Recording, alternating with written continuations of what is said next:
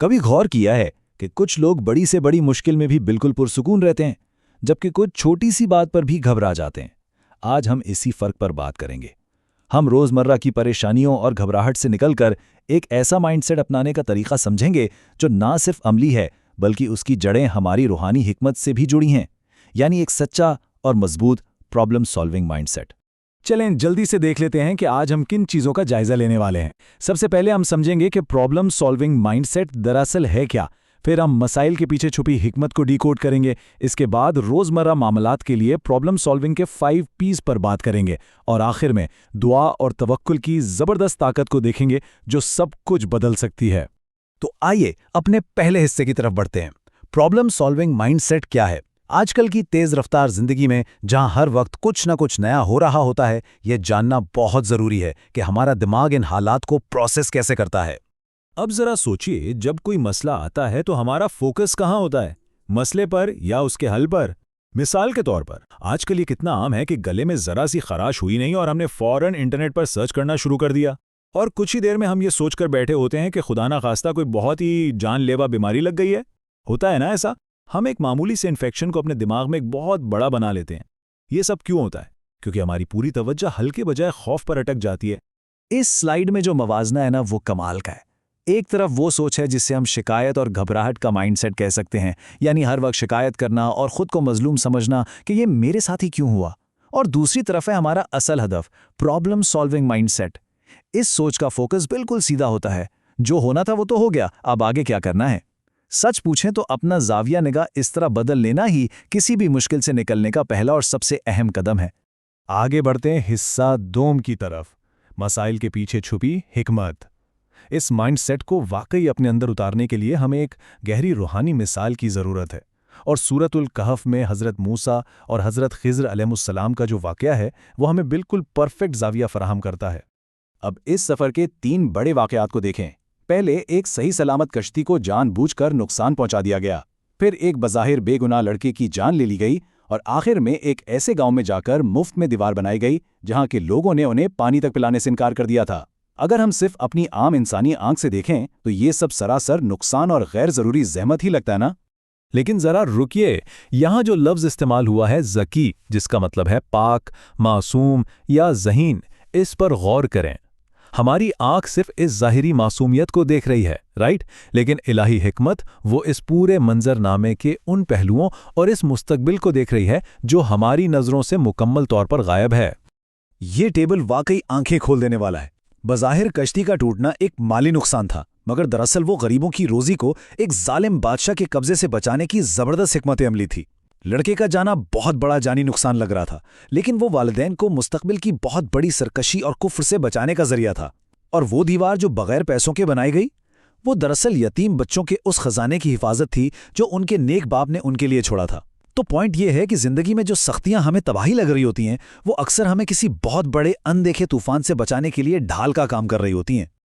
अब आते हैं हिस्सा सोम की तरफ, प्रॉब्लम सॉल्विंग के 5 P's।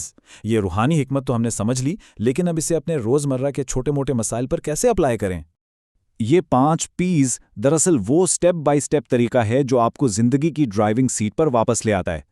Pause, ponder, plan, perform और परफेक्ट। ये हमें फौरी और जज्बाती रिएक्शन देने के बजाय एक बहुत ही मुनज़्ज़म एक्शन की तरफ लेकर जाते हैं। सबसे पहला कदम है पॉज, यानी थोड़ी देर के लिए रुक जाना। अब फर्ज करें आप फर्नीचर की दुकान से एक अलमारी लाए हैं। घर आकर देखा तो उसके दरवाजे भी गलत हैं और रंग भी वो नहीं जो आपने पसंद किया था। पहला रिएक्शन क्या होता है? शदीद गुस्सा। लेकिन चीखने चिल्लाने के बजाय अगर महज एक लम्हे का पॉज लिया जाए, लंबा सांस लिया जाए और अपनी नीयत चेक की जाए, तो यकीन माने जहनी दबाव वहीं आधा हो जाता है और असल गलती को ठीक करने का रास्ता नजर आने लगता है। फिर आता है गौर करने और मंसूबा बनाने का मरहला। किसी अक्लमंद ने क्या खूब कहा है कि एक वाज़ेह तौर पर बयान करदा मसला आधा हल हो चुका होता है। दिमाग में सोचों की खिचड़ी पकाने और ओवर थिंकिंग करने के बजाय कागज़ कलम उठाएं। जब इंसान अपने मसले को कागज़ पर लिखता है ना, तो वो उलझी हुई सोचें खुद ब खुद सुलझना शुरू हो जाती हैं। और इसका इतलाक हमारी रूटीन की ज़िंदगी पर कितना शानदार होता है। چاہے آپ کو اپنا شدید بکھرا ہوا کمرہ سمیٹنا ہو یا بچوں کے لیے ایسی گڑیا بنانی ہو جن کے چہرے کے خد و خال نہ ہو تاکہ ان کا اپنا تخیل پروان چڑھے، یا پھر بچوں کی ہوم سکولنگ کا ایک طویل اور مشکل سفر شروع کرنا ہو، ہر جگہ یہ خاکہ آپ کو ایک بہت پریکٹیکل حل دے گا۔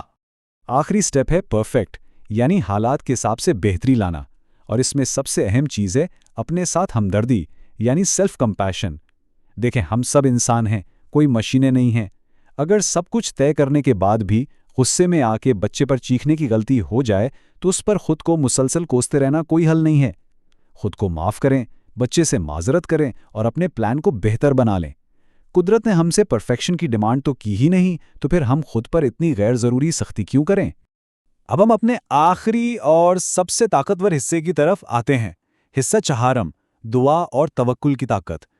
ہم نے عملی اقدامات تو کر لیے، لیکن ہم جانتے ہیں کہ بہت سے معاملات ہمارے اختیار میں ہوتے ہی نہیں ہیں۔ یہاں ضرورت پڑتی ہے اس سب سے اعلیٰ طاقت پر بھروسہ کرنے کی۔ سچی بات تو یہ ہے کہ دعا دل کا سب سے بڑا روحانی ہتھیار ہے۔ مختلف پریشانیوں کے لیے کیسی زبردست اور مخصوص دعائیں موجود ہیں۔ جب کبھی آپ کو ایسا محسوس ہو کہ آپ کسی ایسے زہریلے ماحول یا حالات میں پھنس گئے ہیں جہاں سے نکلنے کا کوئی راستہ سجائی نہیں دے رہا، تو ذرا حضرت یونس علیہ السلام کی اس دعا کے بارے میں سوچیں جو انہوں نے مچھلی کے پیٹ کی اس گہری تاریکی میں پڑھی تھی۔ اس بات کا پختہ یقین رکھنا کہ الہی ذات ہمیں اس اندھیرے سے ضرور نکال لے گی، آدھی پریشانی کو تو ویسے ہی ختم کر دیتا ہے۔ تو سب سے اہم نقطہ یہ ہے کہ ہمیں زندگی کے ان چھوٹے موٹے مسائل اور تکلیف کو بس اتنی ہی اہمیت دینی چاہیے جتنی ان کی اوقات ہے۔ کیا واقعی دنیا کا کوئی غم ہمارے اصل اور حتمی روحانی مقصد پر حاوی ہو سکتا ہے؟